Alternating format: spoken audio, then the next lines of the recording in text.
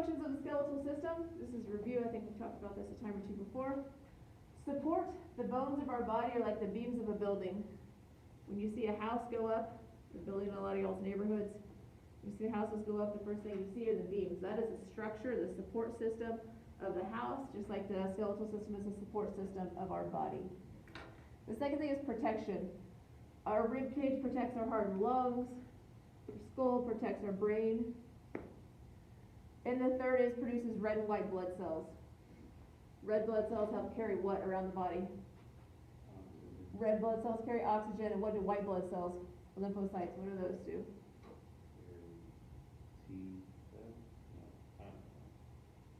You're thinking. Help with immunity, help fight off infections, what white blood cells do. So tissue inside the bone, they make the red and white blood cells, very important. And our circulatory system carries around our body. And mineral storage is the fourth thing that you will need to know. Mineral storage.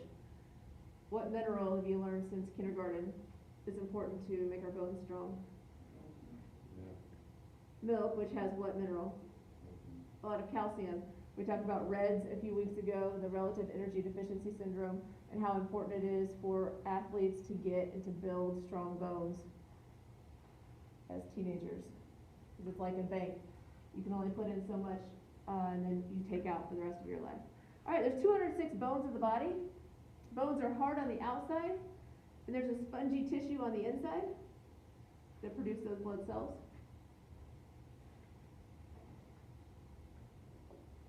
I used to think that bones they're just dead, right? You see I don't know, like a deer carcass, you see old stuff that's just dry, but our bones are alive.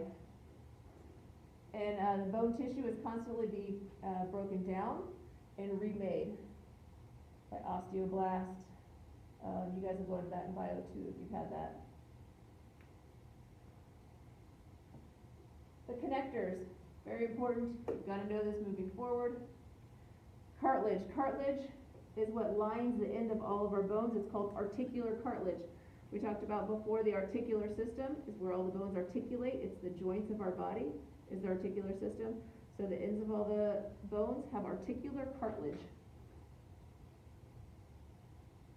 Articular cartilage. Yes? Do doctors have good health care? Yes? I don't know. It probably depends on the place that the doctor's working. But I would hope so, right? That makes sense? Next one, ligaments and tendons. These are must-knows. You've got to know that ligaments attach bones to bones, and tendons attach muscles to bones. One way you can remember it, you guys probably have all heard of ACL, right? ACL injuries. What does an ACL attach? Do we know? The femur to the what? Tibia. Keeps our femur attached to our tibia, our lower leg. And that's ACL, that's a ligament, so you can remember ligaments attach bones to bones. Achilles tendon attaches the gastrocnemius down into the heel, down to the foot. So ligaments and tendons. Bone to bone for ligaments, tendons are muscles to bones. All right, bones of the skull. There are several here. Your forehead, this part of the skull here is known as the frontal. That bone is the frontal.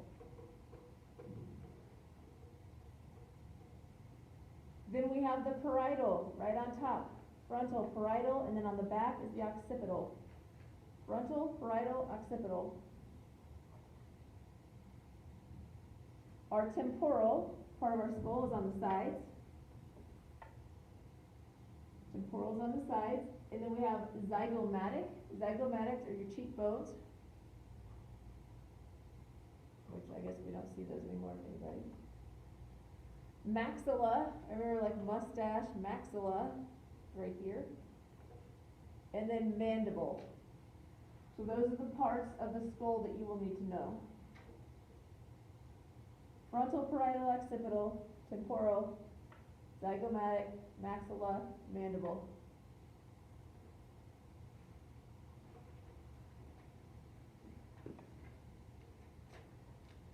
Next one is the xiphoid process. The xiphoid process is a tip. A process is a protrusion, something that sticks out. So the xiphoid process is the tip on the end of the sternum. Guys, you can probably find your xiphoid process fairly easily. Tip of the sternum here. In CPR, when you do CPR, you have to be careful because when you do CPR, what breaks? Ribs. Ribs break very easily. So if you're too low doing CPR, if I was doing CPR right here and I break this little process off, where's it going to go? What's right behind your rib cage?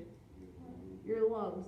So you can puncture your lung if you break the xiphoid process off doing CPR. So you want to make sure that you're up here higher. But that's the xiphoid process. Wait, the whole thing, wait, what part is the xiphoid? Oh, the xiphoid process, the process is there's something that sticks out, so it's just this tip right here. This is the sternum. I thought that was in the back. Your sternum? Yeah. Nope. Phalanges. Your phalanges are your fingers and your toes. Your phalanges are your fingers and your toes. So this guy's, it looks like he has just really long phalanges, really long fingers. But really these are carpals, metacarpals, and then the phalanges are just out here. Just our fingers and toes, our phalanges. Scapula, we have two scapula in our back. Maybe that's what you're thinking. I used to think scapula, Dracula, these look like Dracula things here. So scapula, Dracula, you have two scapula in your back. If you put one hand on your back and then move your other arm around, I think you'll feel those scapula.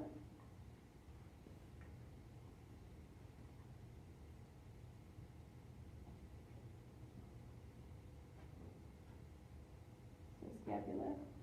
Clavicles. You have two clavicles on the front here.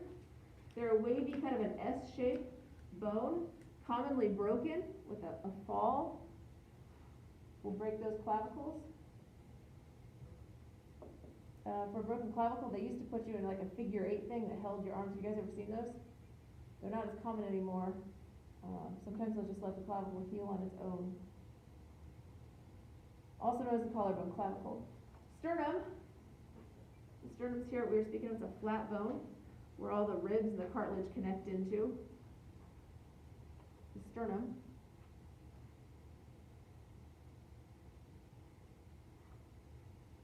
Next is ribs or rib cage. You can feel your ribs from your back. You can follow them all the way around in the front. So it's truly a cage that protects the heart and lungs there. Pelvic girdle. Alright, so all of this together we're going to call the pelvic girdle, and we're going to learn a few pieces of it. The first one is the ilium. These kind of, I don't know, Mickey Mouse ear looking things right here. These are the iliums. So that's the first one, is ilium. The crest right here is called the iliac crest. So you can find the iliac crest pretty easily on your body. You can follow it around to the front. Follow it around to about right here. It's the iliac crest. What is what? Rib cage, ribs. The next one is the ischium. In your seat, I want you to just kind of shift back and forth from side to side. You can feel these two ischiums. We call the ischium your sitter bones because that's what you sit on. Those are the two bones that you sit on. You can see them probably from the back best, right here and here. So there are bones in your butt. Yeah, they're in there. So you can break your butt. I suppose you could. The next one's sacrum. Your sacrum is right here.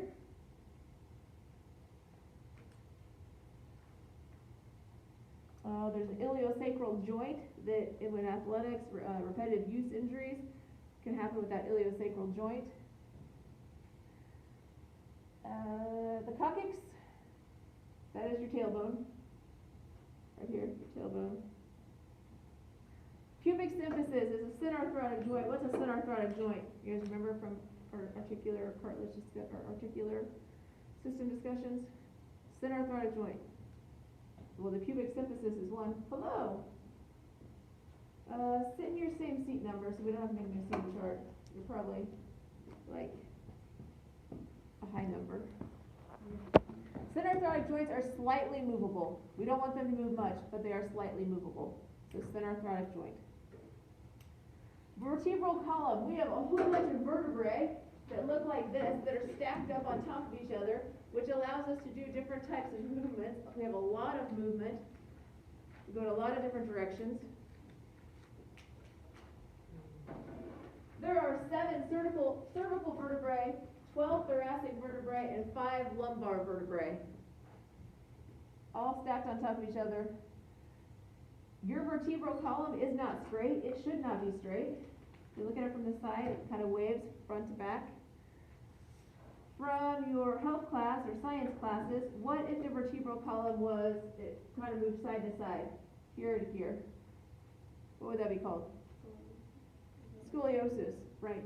How about, have you guys learned the one where people are hunched over, kind of like this? That's lordosis. So there's a lot of problems that can happen with the vertebral column that stray from where we should be here.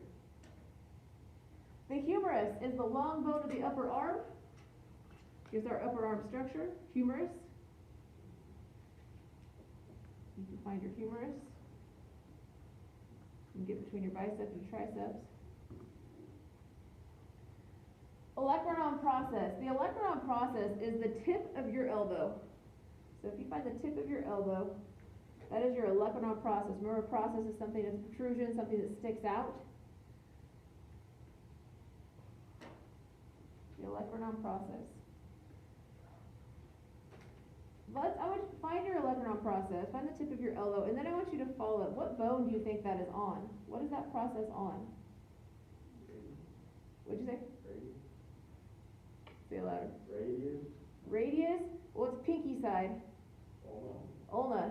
Yeah, so the tip of the ulna is that olecranon process. So we've got 2 that we're talking about, the xiphoid process and olecranon process. Here. Alright, now radius and ulna. So we need to talk about anatomical position, because when you're in anatomical position, your radius and your ulna, they run parallel like railroad tracks to each other. But if you pronate, we talked about pronating, we already know that. When you pronate, the radius crosses over the ulna. So if you turn your thumb over, and you can feel that in your arm, so start anatomical position here, and then pronate, you can feel that radius is crossing over your ulna, it's making an X. I think this guy does this, yeah, we've got a pivot joint there. So see how it shifts over, parallel, and then it shifts over. So on your test, you'll need to know what anatomical position is. You need to know what the most lateral, you need to know what lateral means, so towards the outside bone of the lower arm, that's your radius. I remember this. You guys still have, do you have dials on anything anymore? Like old school dial, you turn the radio up with your radius side, and then the other one is pinky ulna. Maybe your grandma or somebody old has said PU, like something stinks. Pinky ulna, PU. So ulna, standing in that same anatomical position, this is the most medial of the 2 lower arm bones. Most medial side. So if I say that, you're going to need to know that is your ulna. For your quiz, which will be, what do we decide, next Tuesday? Mandible, we already went over this one, but mandible is your jawbone. Carpals. Carpals are the bones of your wrist. I don't know if we're going to get to the wrist this semester or not. If we do, we will learn all the names of these carpals, but right now you're just learning a group of bones. These are your carpals, the bones of your wrist. Bones of your wrist are your carpals. You drive a car, Billy here, drives a car with his carpals, not to be confused with your tarsals in your ankle. We'll get there in a second. Metacarpals are next. So we have carpals, metacarpals, phalanges.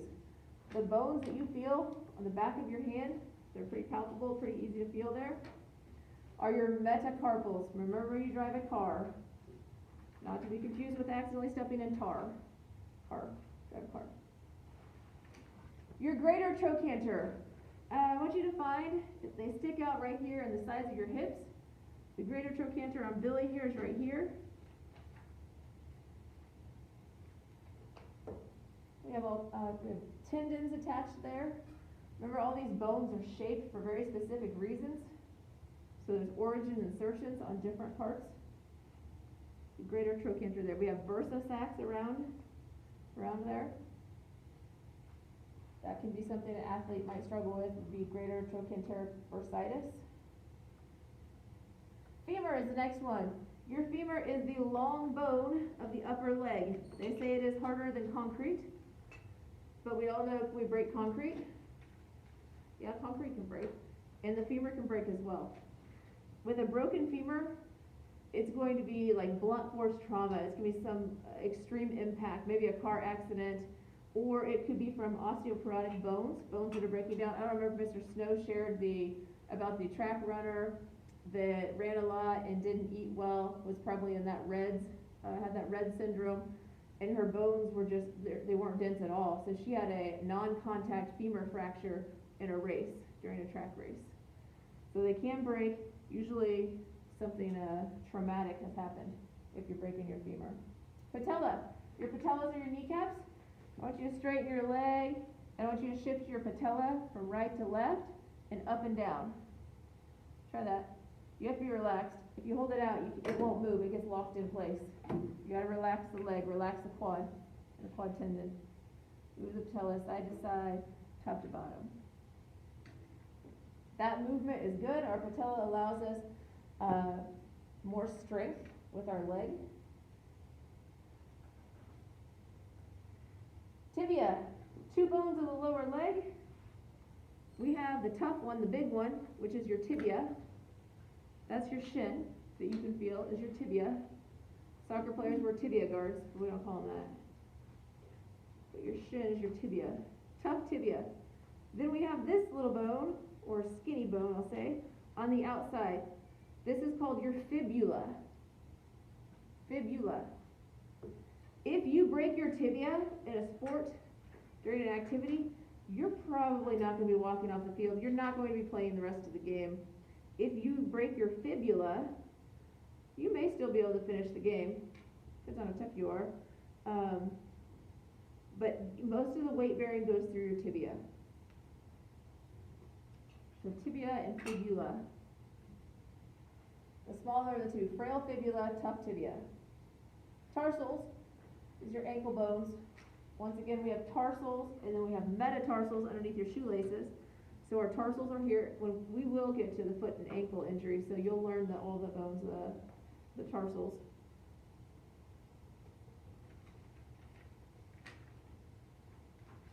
And then we have metatarsals, and we might accidentally in the summertime step in tar, and it's gooey and gets on our shoes. Tar. Don't get these confused on the test. It'll cost you 4 points. And then your toes, your phalanges again. Your calcaneus is your heel. Your calcaneus is your heel. It's a pretty strong bone, not often broken. It can be bruised, which is, I understand, is painful. It can take a long time to heal if you bruise your calcaneus. If you break a calcaneus, it's probably going to be something you're falling from, I don't know, you fell off a ladder and you landed on your feet. My cousin broke his calcaneus. My brother and him were out in Colorado skiing, and they were doing some ski jumps or something. He came down, so some type of an impact on the foot. And that's the last one, right? All right.